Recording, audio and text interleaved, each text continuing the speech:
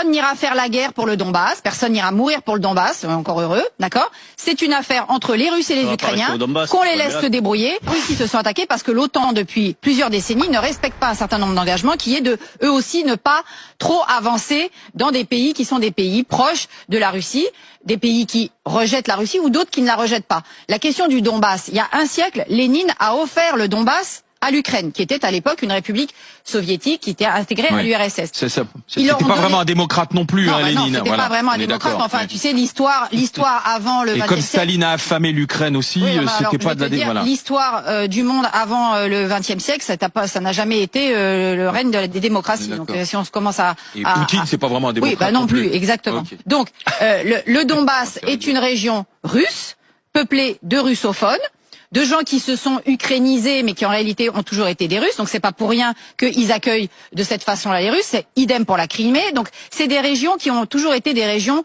de culture russe, sous influence russe. Donc aujourd'hui, Poutine, qui est un très grand joueur d'échecs et qui est face à des, excusez-moi de le dire, à des rigolos en face, hein, parce que alors Biden, on a envie de mourir de rire. Les Européens, il y en a pas un qui pense pareil. Donc de toute façon, Poutine aujourd'hui est en position de force.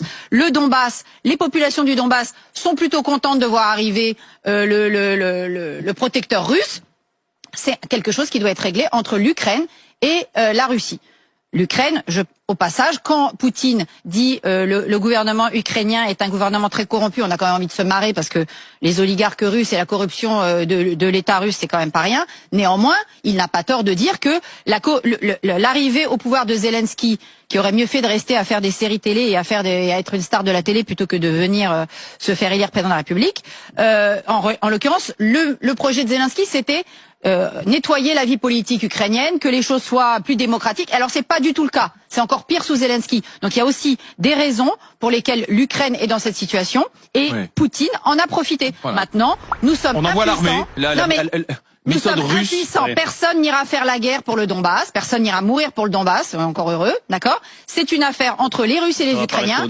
Qu'on les laisse se débrouiller. L'Ukraine n'ira pas dans l'OTAN. L'OTAN ne prendra pas le risque de faire entrer l'Ukraine dans l'OTAN.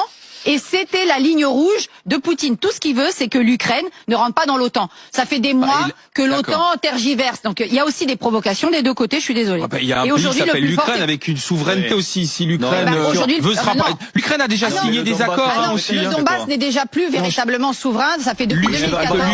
L'Ukraine. Tu comprends bien que le Donbass est un prétexte, quoi. Un prétexte pourquoi il va pas envahir l'Ukraine? J'en sais rien. Mais non. Quand on te parle, quand tu vois que Kiev aujourd'hui est extrêmement menacé, on va voir comment les choses. Enfin, moi, tu m'excuseras, mais j'ai 57 ans, je me souviens de la Pologne, quoi. Hein? Je me souviens de la micro. Je me souviens de. Non mais Staline, Hitler, on n'est pas à l'époque de Staline et Hitler. Mais non, mais il y a quelques années, et ça n'a pas changé. Tu as raison de dire que Poutine est un ancien du KGB. Mais enfin, il y a eu la Hongrie, il y a eu la Tchécoslovaquie, il y a eu la Pologne, etc. Et ça peut recommencer. Ouais. Donc il peut très bien avoir dans l'expansionnisme, il peut très bien prendre l'Ukraine.